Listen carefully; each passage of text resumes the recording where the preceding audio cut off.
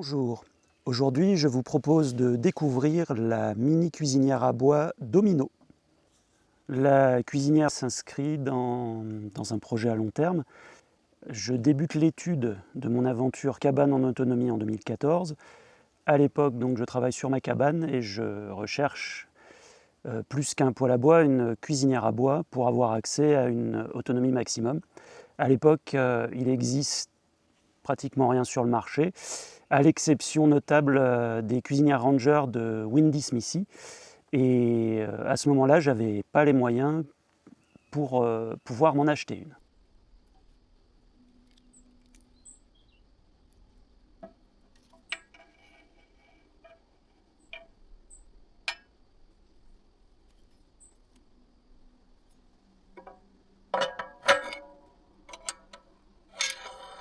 J'ai donc poursuivi l'aventure cabane en mettant le projet de cuisinière à bois de côté. Et donc je suis arrivé à l'autoconstruction de mon container autonome en pleine nature. Et une fois que le conteneur était fait, j'ai commencé à explorer la partie poêle à bois avec les différents modèles que j'ai pu présenter pour arriver à la cuisinière Domino. La principale difficulté, c'était que je ne savais pas souder et que j'avais aucune notion en poêle à bois quand j'ai démarré il y a quelques années. Et au fur et à mesure, je suis arrivé à ce modèle. Pour ceux qui suivent la chaîne, il rappellera la cuisinière Hublot que j'avais présentée l'an dernier, mais dans une version plus petite. Donc l'idée, c'était d'arriver à quelque chose de très compact pour pouvoir aller dans vraiment des petits habitats, mais qui ne soit pas un gadget. Le problème des mini-cuisinières, c'est que généralement, on ne peut pas vraiment faire la cuisine avec. Et là, l'idée, c'était vraiment de pouvoir faire à manger pour de vrai, comme sur un fourneau traditionnel, mais dans des dimensions extrêmement réduites. Donc au niveau de la plaque de cuisson, on pourra monter au niveau de la taille des contenants jusqu'à un confiturier quand même. On peut utiliser des poêles. En fait, il y a assez de... La plaque de cuisson a assez de répondants pour pouvoir faire des cuissons saisies à la poêle, ce genre de choses. Ensuite, quand on passe au four, alors la poignée est assez éloignée, elle est ajourée pour pouvoir dissiper la chaleur et éviter de se brûler. Le four peut atteindre, alors il dispose d'un thermomètre et à l'heure actuelle, on a réussi à atteindre en maintenant cette température 320 degrés en continu. Donc on peut faire des cuissons, on peut cuire du pain sans problème.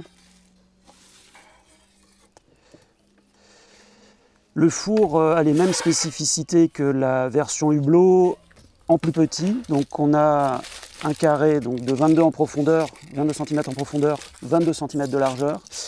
Le four est dimensionné pour accueillir des briques réfractaires standards. Donc il est fourni avec des briques 100% argile pour four à pain, contact alimentaire de la briqueterie Rojol de Millau. On retrouve le même principe de fonctionnement que la gamme Hublot. On a donc le foyer concentré ici, le trajet des fumées part par-dessus le four.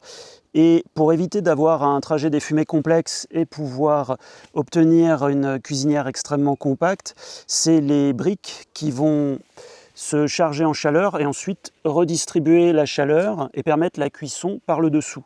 Donc on obtient quelque chose de très simplifié au niveau des tirages et de beaucoup plus fiable.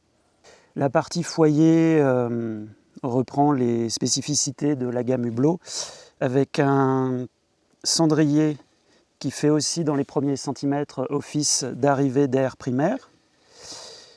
Une arrivée d'air derrière le hublot qui permet d'obtenir ce qu'on appelle un air wash, c'est-à-dire que la vitre va rester propre très très longtemps.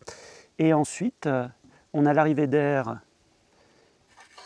secondaire par le dessus.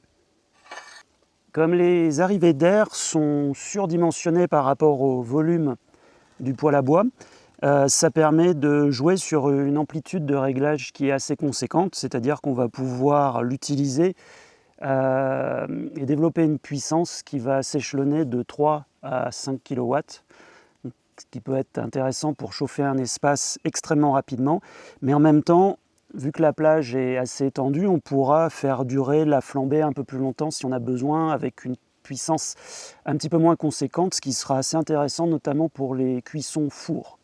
Pour continuer sur le foyer, donc ça reste un petit foyer, donc qui dit petit foyer dit petite bûche. Alors il est assez optimisé pour l'utilisation de bûches compressées recassées en morceaux un peu plus courts. On peut sinon, alors là on a une section à peu près typique de ce qu'on peut utiliser. On peut quand même monter sur ce format-là, donc avec une longueur d'environ 25 cm, mais je recommanderais plutôt 20 cm. Autre intérêt du gabarit très contenu d'une micro-cuisinière, c'est la possibilité de faire la cuisine dehors à la belle saison pour éviter de surchauffer son micro-habitat, bien entendu avec toutes les mesures de sécurité qui s'imposent. Merci à vous d'avoir suivi cette vidéo. Pour les intéressés, je laisserai un lien dans la description de la vidéo.